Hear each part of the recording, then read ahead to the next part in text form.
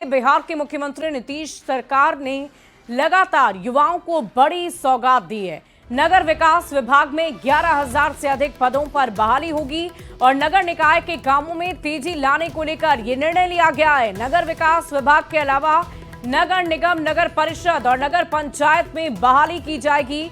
और देखिए, इस पूरी खबर पर अधिक जानकारी आपको देंगे न्यूज़ 18 संवाददाता संजय कुमार। तो पटना से बड़ी खबर आपको बता रहे थे। नगर निकाय के कार्यों में तेजी लाने के लिए सरकार ने एक अहम फैसला लिया है। बिहार में जल्द ही नगर विकास विभाग में बड़े पैमाने पर बहाली की जाएगी।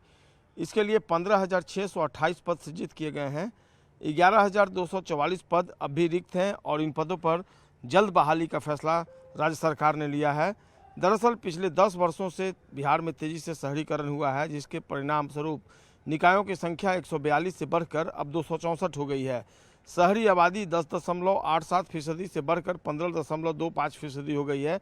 शहरी आबादी बढ़ने के बाद निकायों में कामकाज सुचारू रूप से करने, मॉनिटरिंग के लिए नगर विकास विभाग ने विभिन्न शाखाओं में 15,628 नए पदों का सृजन कर दिया। इसमें अभियंत्रण संगठन के भी पद शामिल हैं। नगर विकास विभाग के अलावा नगर निगम, नगर परिषद और नगर पंचायत में भी इन पदों पर बहाली की जाएगी।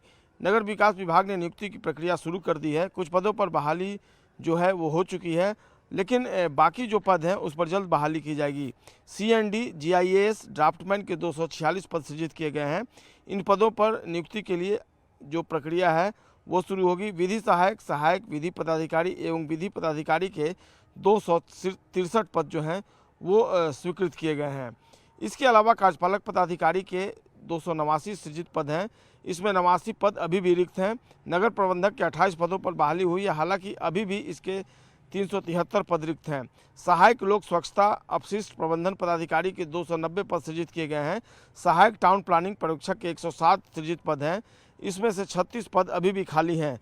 सहायक नगरपालिका योजना पदाधिकारी एवं नगरपालिका योजना पदाधिकारी के 62 और जो बिहार एकीकृत शहरी अभियंत्रण संगठन है उसके 893 पद सृजित किए गए हैं। तो कुल मिलाकर जो पदों की संख्या है वो काफ़ी ज़्यादा है और बिहार के युवाओं के लिए राज्य सरकार की ये बड़ी सौगात है। निश्चित तौर पर बहाली की प्रक्रिया जब होगी तो जो सरकार ने 2030 तक 1 करोड़ युवाओं को नौकरी और रोज़गार देने का वायदा किया है वह कहीं ना कहीं पूरा होता हुआ दिख रहा है और निश्चित तौर पर ये एक सौगात जो है युवाओं को बेहद रास आएगी। कैमरा पर्सन मनीष जुनेजा के साथ संजय कुमार, न्यूज़ 18 पटना। बढ़ते अगली खबर की ओर। बिहार के मुख्यमंत्री नीतीश कुमार आज गोपालगंज में 1566.368 करोड़ रुपए की लागत से 122 योजनाओं का शिलान्यास और 61 योजनाओं का उद्घाटन करेंगे। इन योजनाओं में सदर अस्पताल के नए मॉडल भवन और साथ ही साथ SDRF भवन, वन स्टॉप सेंटर और पंचायत सरकार भवन का उद्घाटन प्रमुख रूप से है। CM सवैया एयरपोर्ट पर जीविका दीदियों से संवाद करेंगे और बड़का गांव हाई स्कूल मैदान में कार्यकर्ता सम्मेलन को संबोधित भी करेंगे। उनके आगमन को लेकर प्रशासन ने सुरक्षा के कड़े इंतजाम किए हैं। माननीय मुख्यमंत्री जी गोपालगंज आ रहे हैं और जो हम लोगों के लिए, गोपालगंज की जनता के लिए का दिन ऐतिहासिक दिन है। तो 1566 करोड़ रुपए की सौगात यहाँ दे रहे हैं और उसमें 122 योजनाएं हैं जिनका शिलान्यास होना है और 66 योजनाएं हैं जिसका उद्घाटन होना। तो हम लोगों के लिए, गोपालगंज की जनता के लिए ये बहुत बड़ी सौगात है। जो मुख्यमंत्री जी ने प्रगति यात्रा के दौरान जो प्रोमिस किया था, जो आश्वासन दिया था, वो सारे आश्वासन को पूरा कर रहे हैं। हथुआ विधानसभा के हथुआ प्रखंड के हम लोग के बड़का गांव मुक्ति आदर्श उच्च विद्यालय के प्रांगण में संवाद कार्यक्रम है और जीविका दीदी सहित अन्य डिपार्टमेंट का जो स्टॉल है वो सब यहाँ एयरपोर्ट पर है। तो निश्चित है, स्वाभाविक है कि माननीय मुख्यमंत्री जी जहाँ भी गए हैं तो उस जिला के लिए, उस क्षेत्र के लिए जरूर कुछ ना कुछ दिए हैं। और देखिए, CM नीतीश कुमार आज वैशाली पहुंच रहे हैं। CM गोरोल में डिग्री कॉलेज का शिलान्यास कर बड़ी सौगात देंगे। फिर CM राजा पाकर विधानसभा क्षेत्र के देसरी में जनसंवाद सभा को संबोधित करेंगे, जिसकी सारी तैयारियां मुकम्मल कर ली गई है। CM के कार्यक्रम की तैयारी पूरी कर लेने के बाद CM के आगमन को लेकर लोगों में गजब का उत्साह देखा जा रहा है।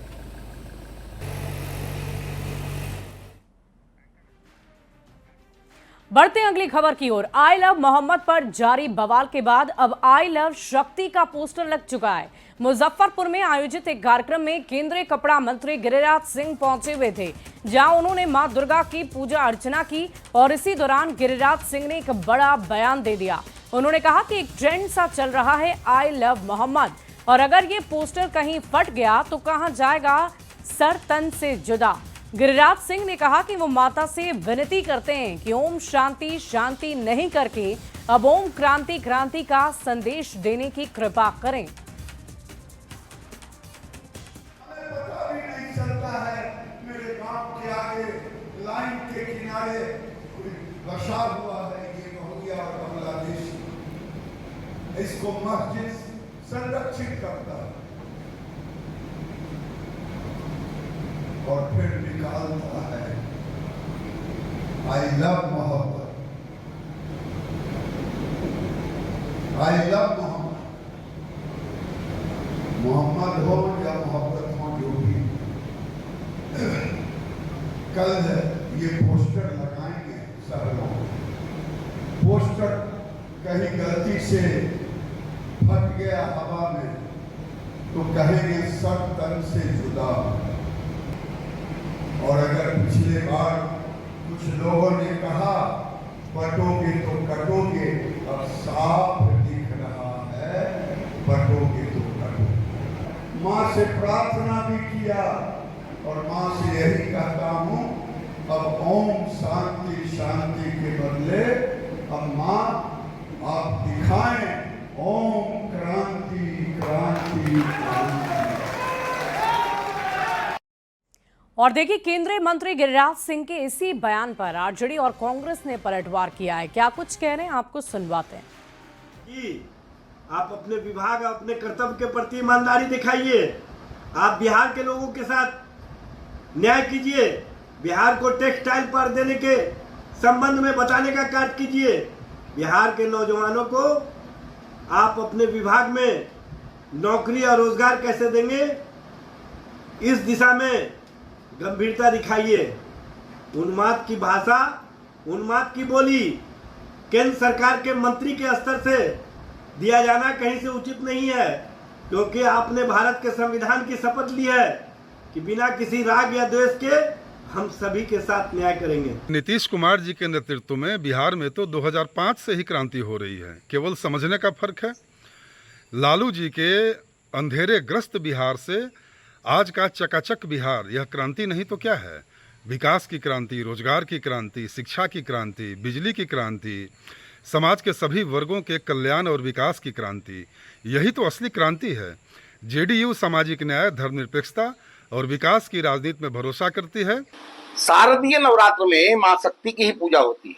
मां दुर्गा के विभिन्न स्वरूपों की पूजा एवं आराधना से पूरा देश भक्ति भाव में डूब जाता है। ऐसे माहौल और स्थिति में अचानक आई लव मोहम्मद के स्लोगन को किसी भी स्थिति में उचित नहीं कहा जा सकता है। यह कृत्य देश के सांप्रदायिक सद्भाव को बिगाड़ने वाला है। माननीय केंद्रीय मंत्री गिरिराज सिंह जी ने इसके जवाब में आई लव शक्ति का जो स्लोगन दिया है वह देश हित में है। शांति सद्भाव से ही देश एवं राज्य की उन्नति होती है। अब न होगा अधर्म क्रांति, अब होगा धर्म क्रांति। अब न होगा ढोंग क्रांति, अब होगा सद्भावना क्रांति। अब न होगा नफरत क्रांति, अब होगा शांति क्रांति। अब न होगा जुमला क्रांति, अब होगा रोजगार क्रांति। अब न होगा भाषण क्रांति, अब होगा किसान क्रांति। अब न होगा व्हाट्सएप क्रांति, अब छिड़ेगा जेन जी क्रांति। और देखिए, सीमांचल में न्याय यात्रा पर निकले असदुद्दीन ओवैसी ने कटिहार के बलरामपुर में एक बार फिर महागठबंधन में शामिल नहीं करने को लेकर राजद और कांग्रेस नेताओं पर जमकर हमला बोला। ओवैसी ने कहा कि हमने बीजेपी को रोकने के लिए महागठबंधन की तरफ दोस्ती का हाथ बढ़ाया था, लेकिन उन्होंने कोई रिस्पांस नहीं दिया, जिससे ये पता चलता है कि कौन बीजेपी को मजबूत करना चाहता है। सभा को संबोधित करते हुए ओवैसी ने बिहार में भ्रष्टाचार के मुद्दे पर नीतीश सरकार को घेरा है। सब कोशिश कर ली गठबंधन में जाने के लिए, खत लिख दिया लालू जी को, तेजस्वी को। अब बिहार की जनता जानती है, सीमांचल का बच्चा बच्चा जानता है, भारत जानता है कि ओवैसी और अख्तर अली मान ने बीजेपी को रोकने की कोशिश की बिहार में, और कौन रोकना नहीं चाहता वो आप जानते हैं। और देखिए, आरजेडी और कांग्रेस पर असदुद्दीन ओवैसी के इस बयान पर सियासत काफी तेज हो गई है। नहीं मालूम कि ओवैसी जी ने किसको चिट्ठी लिखी और किसने वो चिट्ठी पढ़ी, किसने जवाब नहीं दिया, लेकिन सच ये है जो तेजस्वी जी कह रहे हैं कि उनको तो कोई चिट्ठी मिली ही नहीं है। ओवैसी जी लगातार अपने बयानों से, अपने राजनीतिक कदमों से भाजपा को फायदा पहुंचा रहे हैं, पहले भी वो ऐसा काम कर चुके हैं। तो ओवैसी जी का चेहरा पूरा देश जानता है कि वो भाजपा के लिए काम करते हैं, कम्युनल एजेंडा को आगे बढ़ाते हैं। मुसलमानों के नाम पर चुनावी दौर में अपना उल्लू सीधा करने वाली असदुद्दीन ओवैसी की पार्टी और राष्ट्रीय जनता दल दोनों ही एक दूसरे से लड़ने भिड़ने के लिए तैयार है।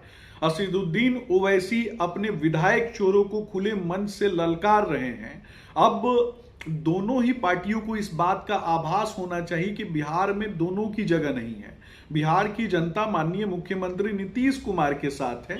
ओवैसी साहब और राष्ट्रीय जनता दल में जिस प्रकार से ठनी है, ऐसा लगता है कि दोनों एक दूसरे को औकात बताने के लिए चुनावी समर में जा रहे हैं। लेकिन एनडीए और खासकर नीतीश कुमार जी किसी खास समुदाय के लिए नहीं, बल्कि बिहार के लोगों के तरक्की और विकास के लिए पिछले 20 वर्षों से काम कर रहे हैं। बिहार का सीमांचल का इलाका जो शांति प्रिय इलाका है, उस इलाके के विकास के लिए नीतीश कुमार जी ने अनेकों काम किए हैं। और देखिए, बिहार में बनेगा तिरुपति मंदिर, मोकामा में बनेगा तिरुपति मंदिर, बिहार में भव्य दिव्य तिरुपति मंदिर बनेगा। डिप्टी सीएम सम्राट चौधरी ने इस बाबत जानकारी दी है। सोशल मीडिया एक्स पर जानकारी दी। टीटीडी आंध्र प्रदेश के साथ ये समझौता, मोकामा में 10 एकड़ क्षेत्र में इस मंदिर का निर्माण होगा। सम्राट चौधरी ने लिखा है कि माननीय मुख्यमंत्री नीतीश कुमार के निर्देशानुसार मोकामा में तिरुपति मंदिर बनाने के लिए लगभग 10 एकड़ जमीन का तिरुमला तिरुपति देवस्थानम तिरुपति आंध्र प्रदेश के साथ समझौता। ये निर्णय बिहार के सांस्कृतिक संवर्धन और सनातन धर्म के लिए एक बड़ी पहल है। इससे मोकामा शहर में सांस्कृतिक, धार्मिक एवं पर्यटकीय सुविधाएं भी काफी विकसित होगी और इससे रोजगार में भी वृद्धि होगी।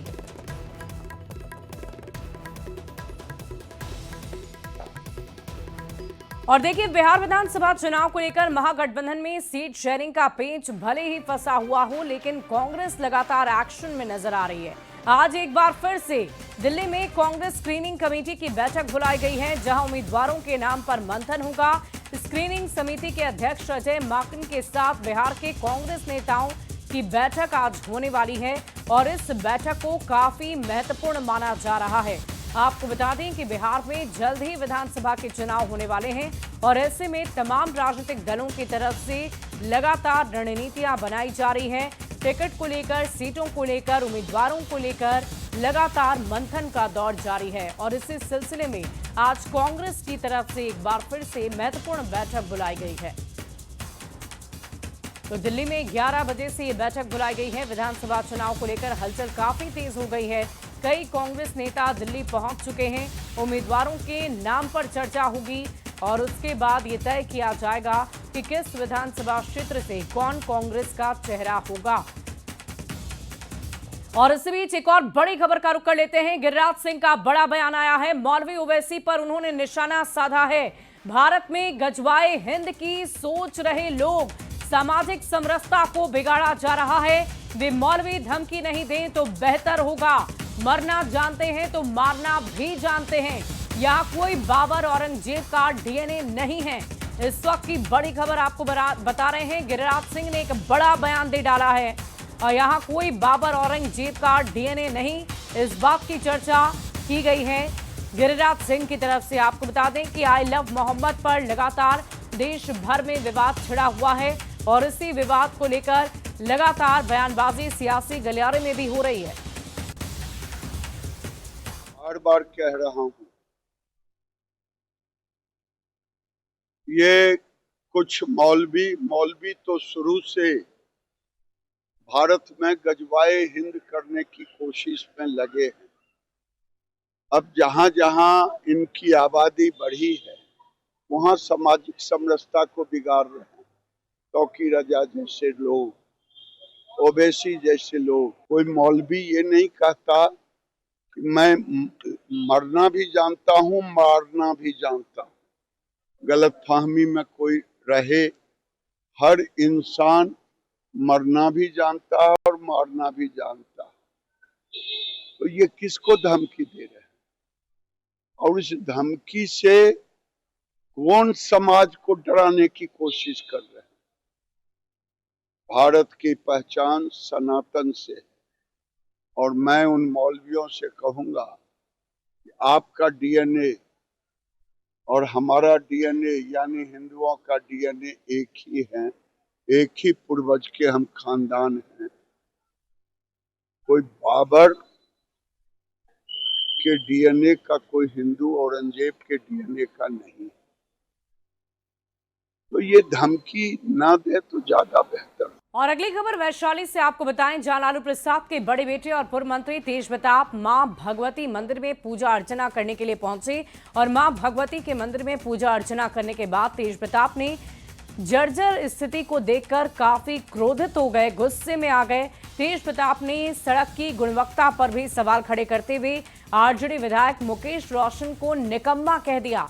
इतना ही नहीं, तेज प्रताप ने मुकेश रोशन पर कई गंभीर आरोप लगाए और कहा कि महुआ विधायक निकम्मा है और कोई काम नहीं किया है। तेज प्रताप ने विधायक को सड़क निर्माण की जांच करवाने की भी चेतावनी दे डाली है।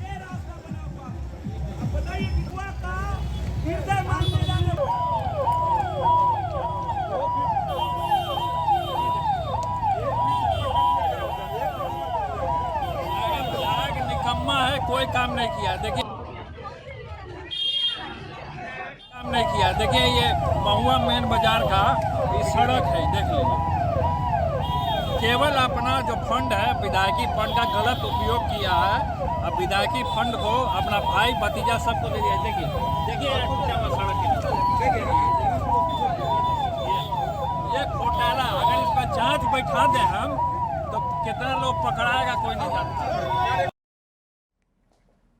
बढ़ते आगे, केंद्रीय मंत्री और बिहार चुनाव प्रभारी धर्मेंद्र प्रधान ने बिहार के मुख्यमंत्री नीतीश कुमार से शिष्टाचार मुलाकात की और मुलाकात के समय डिप्टी सीएम सम्राट चौधरी और जेडीयू के राष्ट्रीय कार्यकारी अध्यक्ष संजय झा भी मौके पर मौजूद रहे। चुनाव को लेकर ये मुलाकात कई मायनों में बेहद अहम मानी जा रही है। तस्वीरें आप देख रहे हैं, जेडीयू के कार्यकारी अध्यक्ष संजय झा और साथ ही साथ आपको धर्मेंद्र प्रधान नजर आ रहे होंगे। बिहार के मुख्यमंत्री नीतीश कुमार और सम्राट चौधरी भी आपको नजर आ रहे होंगे।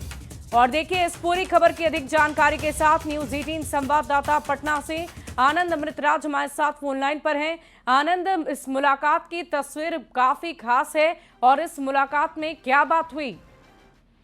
देखिए, निश्चित तौर पे धर्मेंद्र प्रधान और नीतीश कुमार के आपसी संबंध भी काफी बेहतर रहे इसके पहले, और जब उन्हें बिहार का प्रभारी बनाया गया तो जेडीयू के लिए भी काफी अच्छी खबर थी।